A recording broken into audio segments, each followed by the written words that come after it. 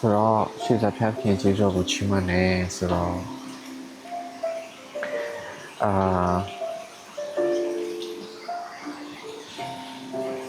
ကျန်ခဲ့တဲ့9ရက်နေ့6ရက်နေ့လောက်နော်28ရက်နေ့ပေါ့နော်28ရက်နေ့နေ့တည်းမှာကျွန်တော်တို့မြန်မာနိုင်ငံမှာဒီငလျင်လောက်သွားတယ်ပေါ့နော်ငလျင်က 7.7 ဟိုစားတော့လည်းကျူးရှိရလို့တော့ကျွန်တော်တို့တွေ့ရတယ်ပေါ့နော်ဆိုတော့အဲ့ဒီခါမှာဟိုဆုံးရှုံးသွားတဲ့အရာတွေအများကြီးတွေ့ရတယ်ဖြစ်ပြသွားတဲ့အရာတွေကလည်းလုံးဝဟိုမယုံနိုင်တော့အောင်ပဲကိုကျွန်တော်တို့တွေ့ရတယ်နော်အရင်ကဝမ်းနေဖို့ကောင်းတယ်အခုလောလောဆယ်ကတော့ကျွန်တော်နိုင်ငံပြင်ပမှာတော့ရောက်နေတယ်ပေါ့နော်ဒါပေမဲ့ကျွန်တော်ရဲ့စိတ်ကအမြဲတမ်းပဲစိတ်ကိုလည်းတော်လေးကိုပြန်ပြီးတော့ဟောပေါ့နော်တည်င်းနေဆိုရင်မကြည့်ပြီးတဲ့အခါမှာအရင်ကစိတ်မကောင်းဖြစ်ရတယ်ပေါ့နော်အဲ့လိုဖြစ်တယ်ဆိုတော့ကျွန်တော်နိုင်ငံရဲ့ပြင်ပကိုရောက်နေတဲ့သူတွေအားလုံးဆိုရင်ဒီရောက်ခံစားမိတယ်လို့ထင်တယ်ပေါ့နော်ဘာမှလည်းမလုပ်ပေးနိုင်ဘူးသွားကူဆိုလည်းမကူပေးနိုင်ဘူးသိရမလားဟိုဆုံးရှုံးသွားတဲ့သူတွေအတွက်ဘာလုပ်ပေးနိုင်လဲဆိုတော့ဘာမှလည်းကြီးမမလုပ်ပေးနိုင်ဘူးเนาะအလူတန်းနေတော့ရှိနေဒါပေမဲ့ကြီးမလုပ်ပေးနိုင်ကိုကိုလည်းတစ်ခါတည်းကျရင်ဟိုဘယ်လိုမျိုးလဲယူကြုံမရအဲ့လိုမျိုးလည်းဖြစ်တယ်ပေါ့နော်အဲ့တော့လိုပဲဖြစ်နေပြီစေဒီနေ့ကတော့ကျွန်တော်အနေငယ်ဝင်လာခြင်းတဲ့အရာလေးရှိတယ်ပေါ့နော်အဲ့ဒါတော့ဟိုစားပါဆုံးရှုံးမှုနဲ့ပတ်သက်တဲ့အကြောင်းအရာပေါ့နော်ဆုံးရှုံးတဲ့ loss ဆိုတဲ့အကြောင်းအရာလေးနဲ့ကျွန်တော်လည်းပြောချင်တယ်ပေါ့နော်လူတိုင်းကဆုံးရှုံးပါပဲငယ်တော့ကျွန်တော်တို့အရင်ကြိုက်တဲ့ကစားစရာရုပ်ပြောက်သွားတာပဲဖြစ်ဖြစ်ကျိုးပဲ့သွားတာပဲဖြစ်ဖြစ်ဒါလည်းဆုံးရှုံးမှုတစ်ခုပဲခွေးကလေးတွေကြောင်ကလေးတွေပျောက်သွားတယ်တီးဆုံးသွားတယ်ဒါလည်းဆုံးရှုံးမှုပဲဒါမှမဟုတ်ရင်ကိုယ့်ရဲ့မိသားစုဝင်တွေဆုံးရှုံးသွားတယ်ဆုံးရှုံးမှုပဲဒါမှမဟုတ်မိသားစုကတော့ဟိုတီးဆုံးသွားတာမဟုတ်ပေမဲ့ကိုယ်နဲ့အဝေးမှာရောက်သွားတယ်ဒါလည်းဆုံးရှုံးမှုတစ်ခုပဲပေါ့နော်ကျွန်တော်တို့အခုမြန်မာနိုင်ငံမှာဆုံးရှုံးသွားတယ်ဆိုတာကပြောရမယ်ဆိုကိုဗစ်ကလေးကစားတယ်နော်ကိုဗစ်ကယောဂါကြီး COVID-19 ကယောဂါနေစပြီးဆုံးရှုံးလိုက်တာကျွန်တော်မြန်မာနိုင်ငံတနိုင်ငံကိုပဲကြည့်နေဆိုရင်ဆုံးရှုံးသွားအဲ့ဒီကစပြီးဆုံးရှုံးတာ2020 2021အာဏာသိမ်းတဲ့အခါမှာဆုံးရှုံးမှုတွေအများကြီးဖြစ်ပေါ်တယ်เนาะပြီးတော့2022 2023 2024မှာတဘာဝ BNP ရေးကြီးတယ်မီးလောင်တယ်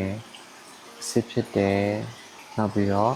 ကျွန်တော်တို့ဒီစီးပွားရေးမတည်မငြိမ်မှုတွေကြောင့်ကျွန်တော်တို့ဆုံးရှုံးသွားတယ်ဥပမာ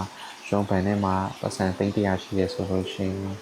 2023ကနေစပြီးအဲ့300ရဲ့တန်ဖိုးက350လောက်ပဲကျန်တော့တာမျိုးဒါဆိုလည်းဆုံးရှုံးတာမျိုးပေါ့ပြီးတော့2024မှာကျွန်တော်တို့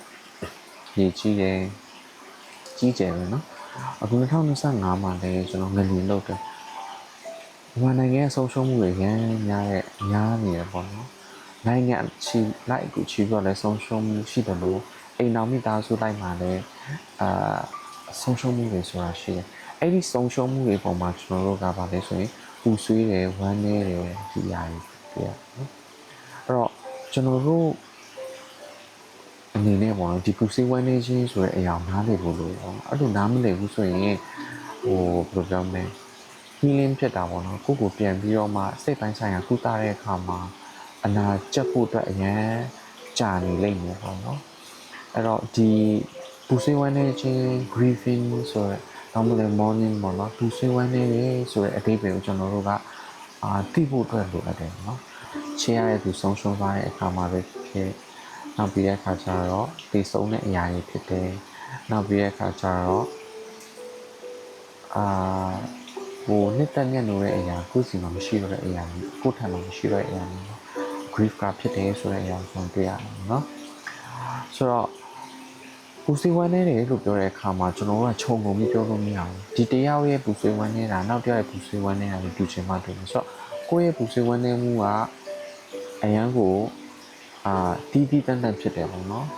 unique ဖြစ်တယ်လို့ပြောလို့ရတယ်ပေါ့ဆိုတော့သူ့လောက်မပူဆွေးလို့ကိုကမပူဆွေးတာလည်းမဟုတ်သူကအရင်ပူဆွေးသွားတယ်နောက်မှကိုကနေ့ကြားမှပူဆွေးတယ်ဆိုလို့ရှိရင်ဒါပူဆွေးမှုပဲပေါ့နော်ဆုံးရှုံးသွားတဲ့အရာကတခြားဘယ်အရာနဲ့မှအစားထိုးလို့မရဘူးနော်ပြောရမယ်ဆိုအပီးတိုင်ပျောက်သွားတာပေါ့အပီးတိုင်ကိုယ်စီမှာမရှိတော့အပီးတိုင်ထွက်သွားတာမျိုးပေါ့အဲ့ဒါကိုကျွန်တော်ဆုံးရှုံးတယ်လို့ခေါ်အဲ့တော့အဲ့ဒီဆုံးရှုံးတာနဲ့ကြောင့်ဖြစ်ပေါ်လာတဲ့ခံစားမှုတွေဖြစ်ပေါ်လာတဲ့အရာတွေကိုကျွန်တော်တို့ကပူဆွေးဝမ်းနေတယ်လို့ကျွန်တော်တို့ကပြောတာဖြစ်တယ်နော်။ဘာကြောင့်ပူဆွေးဝမ်းနေလဲဆိုတော့အရာသိတဲ့နည်းဆိုတော့ပူဆွေးဝမ်းနေတယ်ဆိုတော့အဆင့်လေးရှိတယ်ပေါ့နော်။ဘယ်အချိန်မှာဘယ်လိုဖြစ်နိုင်လဲဆိုဒီအရာကိုသိထားတယ်ဆိုလို့ရှိရင်ကိုပြန်ပြီးတော့မှဆင်ခြင်ပြီးတော့မှငါတော့ဒါကြောင့်ဒီအရာဖြစ်နေတာပဲဆိုတဲ့အရာမျိုးပြီးတော့ကိုယ့်ရဲ့စိတ်ကိုပြန်ပြီးတော့မှဟိုစားပါတော့ထိန်းနိုင်တဲ့အရာတွေနောက်ပြီးတဲ့ခါကျတော့ကိုနားလေတော့ပြောမှာဆိုအဲ့တော့ဆုံးရှုံးမှုပြီးသွားလို့ပူဆွေးဝမ်းနေမှုဒီဖြစ်စဉ်ကြီးတစ်ခုလုံးကနည်းနည်းဆန်ပြီးသွားရဲဆိုတစ်ချက်ပါဖြစ်လဲဆိုရင်ကိုကနည်းနည်းပြီးသွားရဲဆိုရင်ပေါ့နော်ကိုကနည်းနည်းဆန်လေးစိတ်ကပြန်ပြီးတော့မှကုသလို့ရမယ်ပေါ့နော်နံပါတ်1တစ်ချက်ကအဲ့ process တွေအားလုံးတစ်ခုပြီးသွားတဲ့အခါမှာအဲ့ဖြစ်စဉ်တွေတစ်ခုလုံးပြီးသွားတဲ့အခါမှာကျွန်တော်တို့ကဘာဖြစ်သွားလဲဆိုတော့ဆုံးရှုံးမှုမဖြစ်ခင်လူနဲ့ဆုံးရှုံးမှုဖြစ်ပြီးသွားတဲ့လူကပြောင်းသွားတယ်ပေါ့နော်ဆိုတော့လူအစ်စ်လိုတစ်ခေါက်ပြန်ဖြစ်သွားတာပေါ့နော်ဆိုတော့လောကကြီးကိုနားလည်တဲ့အရာလဲပို့ပြီးတော့အမြင်ပွင့်သွားတဲ့ပုံစံမျိုးဖြစ်တာပေါ့နော်ပြီးတော့ပို့ပြီးတော့လည်းသူများစာနာတတ်သွားတယ်နားလည်တတ်သွားတယ်ပေါ့နော်အဲ့တော့ပူဆွေးဝမ်းနေမှုဆိုတဲ့အရာတစ်ခါကျရင်မသိတဲ့အခါမှာကိုချုပ်တီးထားမိတာဘာ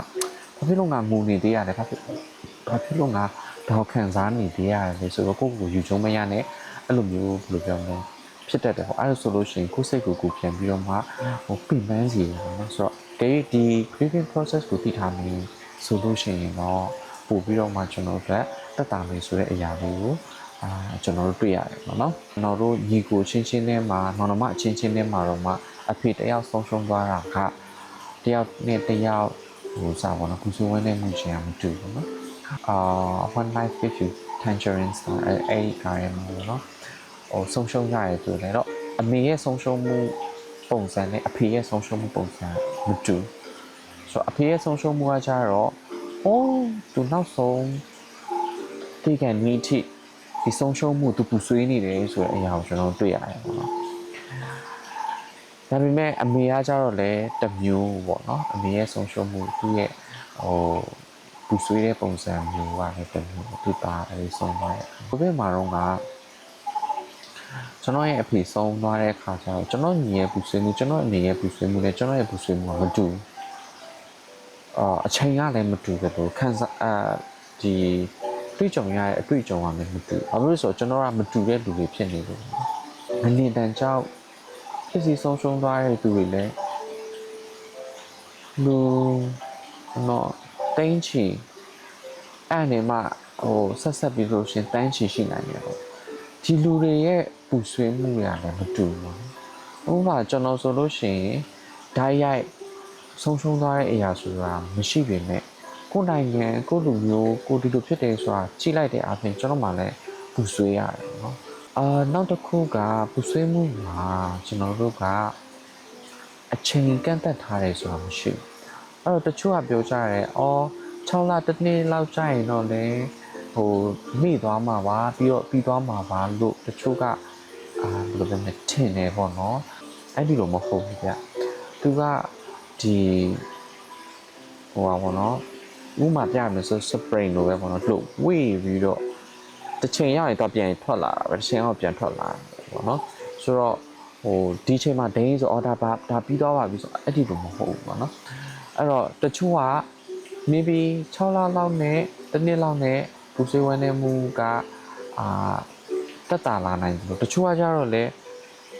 ဝေးသွားတယ်ဟိုးဆုံးတဲ့အထိပဲ ဒီကသူ့ရဲ့ဆုံးရှုံးမှုအတွက်သူကပူဆွေးနေတတ်တယ်ပေါ့နော်မူဂျိုကျောင်းမှာကလေးပြီးသွားတယ်နော်တဝက်လောက်ကဆုံးသွားတယ်သူတို့မိဘတွေဘယ်လိုခံစားရမလဲသူတို့ကြည့်တဲ့အခါမှာသူ့ညီလေးကိုလာကြည့်ရဲလာပြီးတော့ပေါ့နော်သူဆုံးသွားပေမဲ့အဲ့အုပ်ပုံကြားထဲမှာအမိုက်ပုံကြားထဲမှာဒီပျက်စီးသွားတဲ့ကြားထဲမှာလာပြီးတော့သူ့ညီလေးသူပြန်လာခေါ်တယ်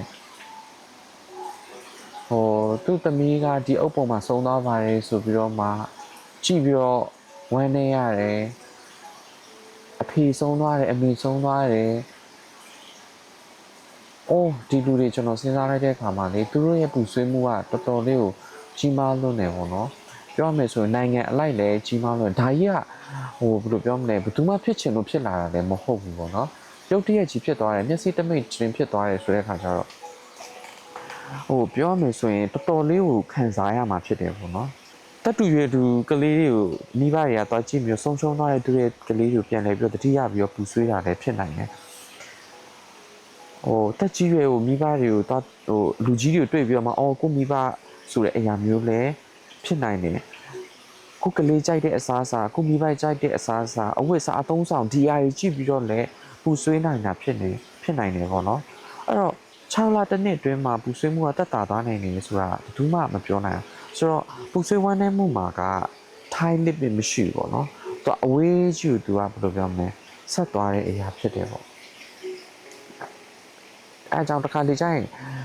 အခုဆိုရင်လောလောလတ်လတ်ဆုံးရှုံးသွားရတဲ့သူတွေအဖို့တော့တော်တော်လေးကိုဖြည့်ဆည်းနိုင်မှာမဟုတ်ဘူးပေါ့နော်အဲ့ဒီအတွက်လည်းကျွန်တော်တို့ပေါ့နော်ထောက်ပံ့ပေးဖို့ဒီစိတ်ပိုင်းဆိုင်ရာထောက်ပံ့ပေးဖို့လည်းအရင်လိုအပ်တယ်ဆိုတဲ့အရာကိုကျွန်တော်ပြပြချင်တယ်ပေါ့နော်ဘလို့မှထိန်းချုပ်လို့မရဘူးဘယ်အချိန်မှာတော့ငါကမပူဆွေးတော့ဘူးငါမေ့လိုက်တော့မယ်ဒီအောင်ငါမခံစားတော့ဘူးအဲ့လိုမျိုးကျွန်တော်တို့သွားပြီးတော့မှထိန်းချုပ်ထားလို့မရသလိုငါတော့ဒီလောက်ပဲပူဆွေးမယ်ကွာငါဒီလောက်ပဲပူဆွေးမယ်ငါဒီလောက်ပဲတတိယမယ်အဲ့ဒီလိုမျိုးလဲကျွန်တော်တို့စပါတော့တော့ပြောလို့မရအောင်တော်ပြီကွာငါဒီတရက်ပဲအဝပူဆွေးမယ်ဒီတရက်ပဲအဝငိုမယ်အဲ့ဒီလိုမျိုးပေါ့အဲ့လိုမျိုးလဲကျွန်တော်တို့သွားပြီးတော့မှပြောလို့မရဘူးပေါ့ဘာဖြစ်လဲဆိုတော့ပူဆွေးဝမ်းနည်းမှုဆိုတာကျွန်တော်တို့ဒီထိန်းချုပ်လို့ရတဲ့အရာတခုမဟုတ်တဲ့အတွက်ကြောင့်ပေါ့နော်လူတိုင်းကကျွန်တော်တို့ပူဆွေးဝမ်းနည်းမှုကိုနီကိုဟန်နဲ့အဖြစ်ကြုံခံစားတတ်ကြတယ်ပေါ့နော်ပြောရမယ်ဆိုရင်ဆုံးရှုံးသွားတဲ့သူတည်သွားတဲ့သူကပြန်မလာတော့ဘူးကိုကသူမရှိတဲ့ဘဝမှာအသက်တစ်ဖန်အသက်ရှင်ရမယ်ဆိုတော့ဒီပြောင်းလဲမှုဖြစ်စဉ်ကြီးတစ်ခုကိုတော့လူတိုင်းကလက်ခံကြတယ်ဒါပေမဲ့ဒီပြောင်းလဲမှုဖြစ်စဉ်ကြီးတစ်ခုလုံးကိုပူဆွေးဝမ်းနည်းခြင်းပြောင်းလဲမှုဖြစ်စဉ်ကြီးတစ်ခုလုံးကိုသွားဖို့အတွက်ကြတော့တယောက်နဲ့တယောက်ကမတူကြဘူးမပြောသင့်ဘူးဗျဘယ်လိုမပြောသင့်ဘူးလဲဆိုတော့အမေကတော်ပြီကွာဒီလောက်မင်းသားလည်းပြန်လာတော့မှမဟုတ်တာမင်းသမီးကလည်းပြန်လာတော့မှမဟုတ်တာမင်းညီမလည်းပြန်လာတော့မှမဟုတ်တာမင်းရဲ့အမေဖေကလည်းပြန်လာတော့မှမဟုတ်တာမင်းထားလိုက်တော့ဒီလိုမျိုးစကားမျိုးတွေမင်းငိုမနေတော့နဲ့ပေါ့နော်မင်းအဲ့လောက်ထိလည်းခံစားမနေတော့နဲ့လူတိုင်းအတူတူပဲလူတိုင်းဒီလိုအဖြစ်အပျက်ကိုကြုံတွေ့နေရမင်းတယောက်တည်းမှဒီလိုဖြစ်နေတာမဟုတ်ဘူးအဲ့ဒီလိုဟာတွေကျွန်တော်တော့ပြောလို့မရဘူးဗျဘာလို့လဲဆိုပူဆွေးတာကတယောက်နဲ့တယောက်မတူသလိုတယောက်နဲ့တယောက်ရဲ့တွေ့ကြုံခံစားနေရတယ်မတူသလိုသူတို့ကိုတွားပြီးတော့ပူဆွေးဝမ်းနေတဲ့သူတွေတွားပြီးတော့ကျွန်တော်တို့ကထိမ့်ချုပ်ထားလို့မရဘူးဗျကျွန်တော်လာပြောရင်ဘယ်လိုခံစားမလဲမင်းကိုဗစ်မှာမင်းဖေဆုံးတာတော်ပြီးကွာဝမ်းနေမနေတော့နဲ့လူတိုင်းလဲမှာတိန်းနေချီတန်းနေချီအသက်တွေဆုံးရှုံးနေတာမင်းဖေတယောက်တည်းမှမဟုတ်တာအဲ့လိုလာပြောရင်ကျွန်တော်ဘယ်လိုခံစားရမလဲကျွန်တော်လုံးဝကြိုက်မှာမဟုတ်ဘူးဘာလို့လဲဆိုကျွန်တော်ရဲ့အဖေအတွက်ကသူရဲ့အသက်ရှင်ခြင်းကကျွန်တော်အတွက်ကသူနဲ့မှတူမှာမဟုတ်ဘူးလေနော်သူကျွန်တော်ကိုဆက်ဆံပုံသူကျွန်တော်ကိုချစ်တဲ့ပုံကျွန်တော်ခံသူနဲ့ပတ်သက်တဲ့ဒီအမတ်တရားတွေအတိတ်ပဲရှိမှုတွေအားလုံးကဘယ်သူနဲ့မှမတူဘူးကျွန်တော်တယောက်တည်းဖြစ်တာအရန်ကိုအသီးသန့်ဖြစ်တယ်အရန် unique ဖြစ်တယ်လို့ပြောအဲအကြောင်းကျွန်တော်တို့အရန်တတိထားရမှာပေါ့နော်ရပါတယ်ပစ္စည်းဥစ္စာတွေကပြန်ရှာလို့ရပါတယ်ဟုတ်တာပေါ့ပြန်ရှာလို့ရတယ်ဒါပေမဲ့ तू ရှာလာတဲ့ပစ္စည်းဥစ္စာကဘလောက်ခက်ခဲနဲ့ပြင်မဲ့နဲ့ပေါင်းများစွာ လူအင်အားစိတ်အင်အားထည့်ပြီးတော့ရှာလာရတဲ့ဟာလေနှစ်သိမ့်ရှင်နေရတယ်နှစ်သိမ့်လို့ရတယ်ပြဿနာမရှိဘူးနှစ်သိမ့်ဖို့အတွက်ကိုတော့နှစ်သိမ့်ကိုနှစ်သိမ့်ရမယ်ဒီစိတ်ပိုင်းဆိုင်ရာအထောက်အကူကတော့ကျွန်တော်တို့ကပြုနေရမှာပဲဒါပေမဲ့နှစ်သိမ့်တဲ့ပုံချင်းကကျွန်တော်တို့မတူဘူးလေနော်အဲ့လိုစကားမျိုးတွေနဲ့ကျွန်တော်တို့ကနှစ်သိမ့်တာကဟိုအရန်ကြီးတော့အရာမရောက်နေဘူးလို့ကျွန်တော်ပြောချင်တယ်ကုဆွေးဝမ်းနဲ့မှုဆိုတာကလူတိုင်းကကိုယ့်ဟာနဲ့ကိုညီကိုယ့်ဟာနဲ့ဖြတ်တန်းနေရဲဆိုတဲ့အရာကိုကျွန်တော်တို့တွေ့ရတယ်။ကုဆွေးဝမ်းနဲ့မှုမှာအဆင့်လေးတွေရှိတယ်လို့ပြောကြရဲပေါ့နော်။ဆိုတော့အဆင့်လေးတွေရှိအနည်းဆုံးတော့5ဆင့်ပေါ့။ဆိုတော့ပထမအဆင့်ကဘာလဲဆိုတော့ဟိုငင်းပေတာပေါ့နော်။လက်မခံနိုင်တာ။ဒါလုံးဝမဖြစ်တင်ဒါလုံးဝမဖြစ်တင်ဒါလုံးဝမဖြစ်တင်ဘူးဆိုပြီးတော့မှငင်းပေတာပေါ့နော်။ပြောချင်တာကကိုလည်းယူကျုံမရဖြစ်တယ်လို့ဒီအရာကြီးမဖြစ်သင့်ပါဘူးမဖြစ်ရပါဘူးဆိုပြီးတော့မှသူဖြစ်ပြတ်သွားတဲ့အရာပေါ်မှာလုံးဝကိုငင်းပယ်နေတာပေါ့ဒီနိုင်ရလောက်တာပေါ့အရန်ကိုကျွန်တော်တို့ငင်းပယ်နေတဲ့ဖြစ်စဉ်ပေါ့ဒီဖြစ်စဉ်ကိုကျွန်တော်ငင်းပယ်တယ်လို့ခေါ်တယ်အဲ့တော့အခုဆိုရင်ဒီငလင်တန်ကြောင့်ဆုံးရှုံးသွားတဲ့သူတွေမကဘူး9နှစ်တာဆုံးရှုံးနေတဲ့ကျွန်တော်တို့ပြည်သူလူထုတွေအားလုံးကတချို့ဆိုရင်ဒီ denial state မှာပဲရှိနေသေးတယ်ပေါ့မဖြစ်သင့်ဘူးဆိုတဲ့အရာကိုကျွန်တော်တို့ဖြတ်တန်းနေရတဲ့အချိန်မှာပဲကျွန်တော်ရှိကောင်းရှိနေနိုင်သေးတယ်ပေါ့နော်လုံးဝကွာမဖြစ်သင့်ဘူးကွာဒါလုံးဝမဖြစ်ရဘူးကွာမဖြစ်သင့်ဘူးကွာဆိုတော့ဒီဖြတ်တန်းမှုတစ်ခုကိုကျွန်တော်ကြုံတွေ့နေရပါတော့နောက်နံပါတ်1တစ်ချက်ကနံပါတ်2အဆင့်ကတော့ဗာလဲဆိုတော့ဟိုဖြစ်တာစိတ်ဆူတဲ့အဆင့်ပေါ့နော်စိတ်ဒေါသထွက်တဲ့အဆင့်ပေါ့နော်အဲ့ဒီလက်မခံညင်းနေတဲ့ဟာနေပြီးတော့မှနည်းနည်းလေးတိတာတဲ့အခါကျတော့ဘာကြောင့်ဖြစ်တာလဲဖြစ်တဲ့သူလုပ်တဲ့သူတွေကိုဒေါသထွက်တယ်တဘာဝတရားကြီးကိုလည်းဒေါသထွက်မယ်ဖျားကိုလည်းကိုဝင့်နေတဲ့ဖျားကိုလည်းဒေါသထွက်ခြင်းထွက်မယ်မတရားလုပ်နေတဲ့သူတွေအားလုံးလည်းဒေါသထွက်မယ်ဆိုတော့ဒီဒေါသဆိုတဲ့အရာပေါ့နော်ငါဘာဖြစ်လို့ကိုကိုလည်းပြန်ဒေါသထွက်တယ်ငါအဲ့ချိန်မှာဘာဖြစ်လို့အဲ့လိုဖြစ်ခဲ့ရတာငါဘာဖြစ်လို့ကိုကိုလည်းဒေါသထွက်အဲ့ချိန်မှာငါဘယ်မကယ်လိုက်နိုင်ရတာလဲအဲ့ချိန်မှာငါဘာဖြစ်လို့ဒီလိုဖြစ်ရလဲဆိုပြီးဒေါသထွက်တဲ့အဆင့်စိတ်ဆိုးပြီးရခါကျတော့နောက်တစ်ဆင့်လေးနဲ့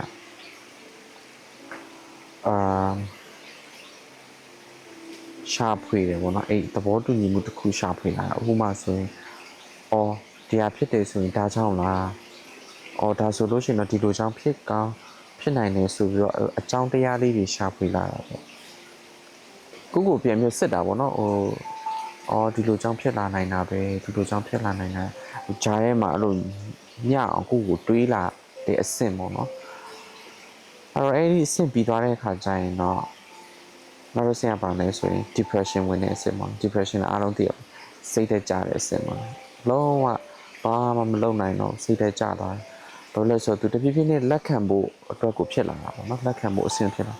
စိတ်သက်တွေကြာပြီးတော့ခုနသူသွားနေတဲ့ point လေးပေါ့နော်ဒီအကြောင်းတရားလေးဒါကြောင့်လားဆိုတဲ့ဟာလေးသူစပြီးတော့သိတဲ့အခါမှာစိတ်သက်ကြတဲ့အဆင့်ကြီးရောက်သွားစိတ်သက်ကြပြီးတဲ့အခါကျတော့နောက်ဆုံးအဆင့်ကပါလဲဆိုလို့ရှိရင်လက်ခံလိုက်တဲ့အဆင့်ပေါ့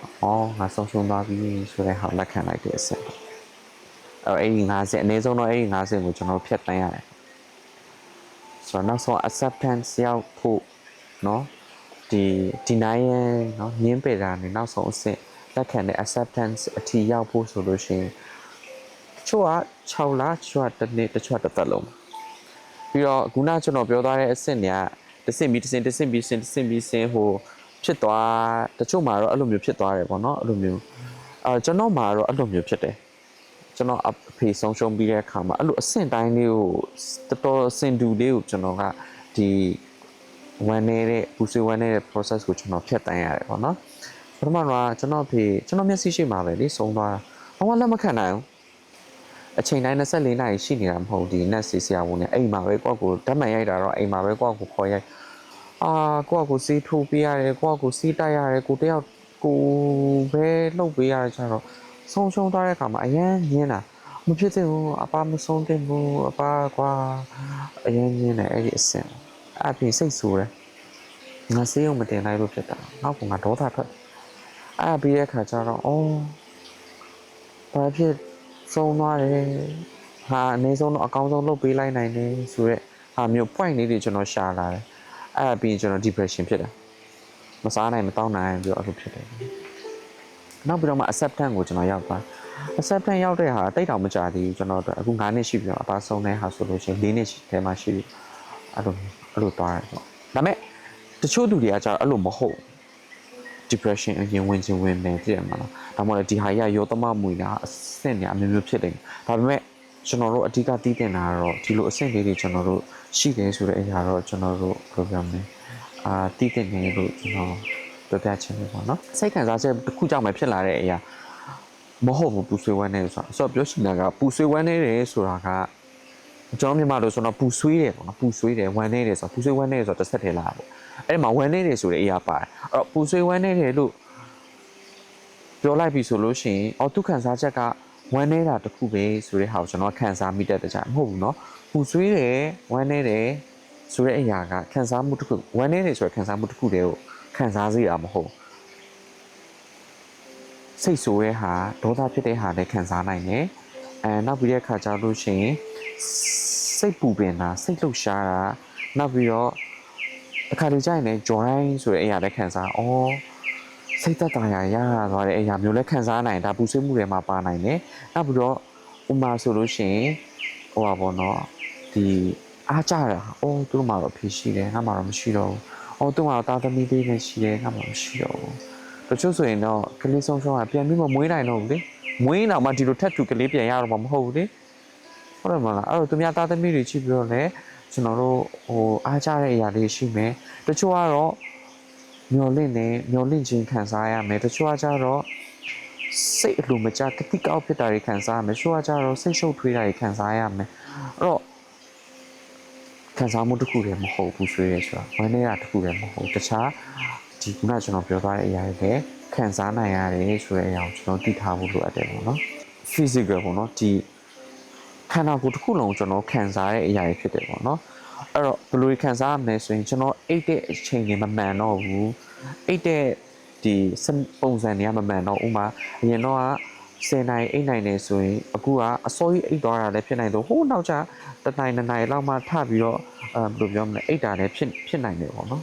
အဲ့လိုမျိုးပြီးတော့စားတဲ့အရာတွေကျွန်တော်တို့မမှန်တော့ဘူးစားတဲ့ပုံစံတွေကျွန်တော်မမှန်တော့ဘူးပြီးတဲ့အခါကျရင်ခေါင်းကိုက်တာတို့ရင်ဘတ်အောက်တာတို့နောက်ပြီးတဲ့အခါကျလို့ရှိရင်ဒီချက်သားတွေနာကျင်တာတို့နောက်ပြီးလို့ရှိရင်ဒီအဆင့်မြစ်တွေနာတာတို့အဲ့ဒါတွေလည်းကျွန်တော်တို့ခံစားရနိုင်တယ်ပေါ့နော်ကျွန်တော်တို့အုံနောက်ကိုလည်းကျိုးတက်ရောက်မှုရှိတယ်ဆိုတာကျွန်တော်တွေ့ရတယ်ဥပမာဆိုရင်ကျွန်တော်ပူဆွေးဝမ်းနေတယ်ဆိုတဲ့အားဖြစ်တုံးကလေအုံနောက်မှာကျွန်တော်ဘယ်လိုပြောမလဲ concentrate ပေါ့နော်အာရုံစူးစိုက်မှုအရင်လျော့သွားတာပူဆွေးဝမ်းနေနေချင်းကျွန်တော်ဘယ်လောက်တောင်ဆိုလဲဆိုရင်ကျွန်တော်ကားမောင်းတယ်ကားမောင်းပြီးတော့ကားတစ်ခေါက်ဒီလိုပဲအဖွင့်နိုင်စီထားခဲ့တာအဲ့လိုမျိုးတွေထမင်းစားပြီးတော့ပကံကိုဒီတိုင်းပဲထားခဲ့တာပူဆွေးဝမ်းနေမှုကလည်းကျွန်တော်တို့ရဲ့ဒီအုံနောက်ကိုပြန်လာပြီးတော့အကျိုးသက်ရောက်မှုရှိနိုင်တယ်ဆိုတဲ့အရာကိုကျွန်တော်တို့တွေ့ရတယ်ပေါ့နော်အခုကျွန်တော်တို့ငလျင်လုတ်တယ်ဗျာငလျင်လုတ်တဲ့အခါတော့ကနဦးဆုံးရှုံးမှုကမိသားစုဝင်ဆုံးရှုံးသွားမယ်နေထိုင်တဲ့အိမ်တွေဆုံးရှုံးသွားမယ်ကိုယ့်ရဲ့ပစ္စည်းဥစ္စာတွေဆုံးရှုံးသွားမယ်ဒါကကနဦးကျွန်တော်တို့ဓာတ်ရိုက်ဆုံးရှုံးမှုလို့ကျွန်တော်တို့ပြောလို့ရတယ်အဲ့လိုမှအဲ့ဒါနဲ့ဆက်ပြီးတော့ဘာဆုံးရှုံးမလဲဆိုရင်နောက်secondary loss လို့လည်းပြောလို့ရတယ်เนาะနောက်ဆက်တွဲဆုံးရှုံးမှုကဥမာအိမ်တော်မိသားစုထဲမှာအိမ်တော်ဦးစီးဆုံးရှုံးတဲ့အတွက်ကြောင့်သူတို့ရဲ့ဝင်ငွေတွေဆက်ပြီးတော့ဆုံးရှုံးတော့မယ်သူတို့ဝင်ငွေဆုံးရှုံးနေဆိုလို့ရှိရင်သူတို့ရဲ့အသက်ရှင်မှုမှာသူတို့ရဲ့နေထိုင်မှုအတွက်လိုအပ်တဲ့ဒီပံ့ပိုးထားတဲ့စနစ်ကြီးတစ်ခုလုံးကဆုံးရှုံးသွားတာအိမ်မှာအဖေရောအမေရောဆုံးရှုံးသွားတဲ့ကလေးလေးတယောက်အဖို့ဆုံးရှုံးသွားတာအဖေအမေဆုံးရှုံးသွားတယ်မောင်နှမဆုံးရှုံးသွားမယ်ကျန်ခဲ့တာသူတယောက်တည်းသူရဲ့ရှေ့ဆက်ပြီးတော့နေထိုင်မှုဒီသူ့ကိုပံ့ပိုးထားတဲ့ supporting system တွေတစ်ခုမှဆုံးရှုံးသွားကလေးနောက်ကျွန်တော်ပြောလို့အဖေဆုံးသွားမယ်အမေဆုံးသွားမယ်မောင်နှမဆုံးသွားမယ်အဖိုးဆုံးသွားမယ်အဖွားဆုံးသွားမယ်ဘာမှလည်းကိုမျက်စိထဲမှာအရှိတက်တက်မှာပဲမြင်လိုက်ရမှာပေါ့ဒါကတော့ဒီငလျင်လောက်တာမှမဟုတ်ပါဘူးကျွန်တော်စစ်မဲ့ပြီးတဲ့မှာတွေ့ကြုံနေရတဲ့သူတွေလည်းအများကြီးရှိတာပဲเนาะကျွန်တော်လည်းဆုံးရှုံးတဲ့ကိုဗစ်ထဲမှာပေါ့နော်ဘာပဲပြော အဖိုးဆုံးနဲ့အဖွားဆုံးနဲ့ခြံခဲ့တဲ့ကလေးတွေကလည်းသူတို့အတွက်ကျွန်တော်တို့ကပါလဲဆိုရင်သူတို့ကိုယ်တိုင်လည်းကလေးလေးတွေကိုယ်တိုင်ရတယ်ကလေးငယ်လေးတွေကိုယ်တိုင်လည်းဒီဆုံးရှုံးမှုသူတို့ခံစားရပူဆွေးမှုသူတို့ခံစားရတယ်ဆိုတဲ့အရာကိုကျွန်တော်တို့တတိသိတဲ့နေပေါ့တတိထားတဲ့နေပေါ့နော်ဆိုတော့ဥပမာဆိုလို့ရှိရင်သူတို့မိကုန်းလေးတွေရှိလာမယ်သူတို့မိကုန်းလေးတွေကျွန်တော်ဖြည့်ပေးဖို့လိုတယ်ပေါ့နော်သူတို့ကဘယ်လိုပြောမလဲနေသေးတဲ့အတွက်ကြောင့်သူတို့စိတ်ခံစားမှုကိုသူတို့ကမဖော်ပြတတ်ဘူးဥပမာဆိုလို့ရှိရင်ဖော်ပြနိုင်တဲ့အရာဆိုရင် maybe ငိုတာလောက်အဲ့ဒါလောက်ပဲရှိကောင်းရှိနိုင်ချန်တဲ့ဟာတွေဥပမာ तू ခုနလိုမျိုးအဆင့်တွေဖြတ်တန်းသွားတဲ့အခါမှာ तू တိတိကျကျသူတို့ကမဖော်ပြနိုင်ဘူးပေါ့ဥပမာဆို express မလုပ်နိုင်ဘူးပေါ့နော်။ तू ကလေးကမငိုတော့ဘူးတော်သေးတယ် तू စိတ်ကိုထားတတ်တယ်နော်လို့ကျွန်တော်သွားပြီးတော့ကောက်ချက်ချလို့မရအောင်။ဘာလို့လဲဆိုတော့ကလေးတွေကမဖော်ပြတတ်လို့ဖြစ်တယ်။နော်အဲ့ဒီအချိန်မျိုးမှာကျွန်တော်တို့ကြံခဲ့တဲ့လူကြီးတွေကလည်းသူတို့ကိုဖေးမဖို့အတွက်ကျွန်တော်တို့လိုအပ်တယ်ပေါ့နော်လူကြီးတွေကတော့တိတ်ဆုံးသွားတယ်ဆိုတော့ချက်ချင်းတိသွားတာပေါ့နော်ဒါဒီလိုဖြစ်သွားပြီလို့ဖြစ်ဒါပေမဲ့ကလေးတွေကချက်ချင်းကျတော့သူတို့အတွက်ကထိတ်လန့်နေမယ်ဥပမာဆိုရင်ခုနလိုမျိုး deny ရဲ့အဆင့်ပေါ့နော်ထိတ်လန့်မျိုး shock ဖြစ်ပြီးတော့ညင်းနေတဲ့အဆင့်မှာပဲရက်နေတာဖြစ်နေနိုင်တယ်ပေါ့နော်ကလေးတွေကိုတိတ်ဆုံးတယ်ဆိုတဲ့အရာကိုဆုံးရှုံးသွားတယ်ဆိုတဲ့အရာကိုကျွန်တော်တို့ကသူတို့နားလည်နိုင်တဲ့စကားလုံးလေးတွေနဲ့ကျွန်တော်တို့ဖော်ပြပေးဖို့လိုအပ်တယ်ဒီဆုံးရှုံးနေဆိုတဲ့အရာကိုသူတို့ကိုနားလည်တဲ့စကားလုံးတွေနဲ့ကျွန်တော်တို့ရှင်းပြဖို့လိုတယ်ဗျကလေးတွေကိုအမြဲတမ်းကျွန်တော် check in ပေါ့နော် check in လုပ်ပြီးလို့ check in ဆိုတာစစ်ဆေးပြီးတော့အမြဲတမ်းသူတို့နဲ့တူပြီးတော့မှစကားပြောပေးတာပဲဖေးမပေးတာတွေအမြဲတမ်းလုပ်ပေးတယ်ဘာလို့ဆိုကလေးတွေကသူတို့ကမီးတော့မှာသူက question တွေရှိလာမယ်မိကုန်းတွေကဘာကြောင့်ဒီလိုဖြစ်တာလဲဘာကြောင့်ဒီလိုဖြစ်တာလဲဘာကြောင့်ဒီလိုဖြစ်တာလဲဆိုတော့အဲ့လိုမိကုန်းလေးတွေကိုကျွန်တော်တို့ကဖြည့်ပေးဖို့လိုအပ်တယ်ပေါ့နော်အဲ့လိုမှမဟုတ်ကလေးကအဲ့ဒီဟာကစိတ်တန်ရာဖြစ်သွားပြီးတော့သူတို့ရဲ့ healing process ကအရန်ကြာလာတယ်ဆိုတဲ့အရာကိုကျွန်တော်တို့တွေ့ရတယ် master တက်တော့ကျွန်တော် master တက်တော့ကျွန်တော် brief counseling ဆိုတဲ့ class တစ်ခုကျွန်တော်ယူရတဲ့အခါမှာအဲ့ဒီအရာကိုကျွန်တော်အဲ့သင်လိုက်ရလို့လေအဲ့ဒီအကြောင်းတွေကျွန်တော်သိလာရလို့လေကျွန်တော်ဒီပူဆွေးဝမ်းနေမှုကနည်းနည်းလေးမြန်လာတယ်ပေါ့နော်ကျွန်တော်အတွက်က healing process ကနည်းနည်းလေးမြန်လာတယ်လို့ခံစားရတယ်ပေါ့နော်အဲ့တော့အဲ့ class ထဲမှာကျွန်တော်တို့ဆိုရင်ဒီပူဆွေးဝမ်းနေမှုနဲ့ပတ်သက်ပြီးတော့အမြဲစကားပြောရတယ်အမြဲ sharing လုပ်ရတယ်အမြဲတမ်းစာဖတ်ရတယ်ဆိုတဲ့အခါကျတော့ဒီဟာတွေသိလာတာပေါ့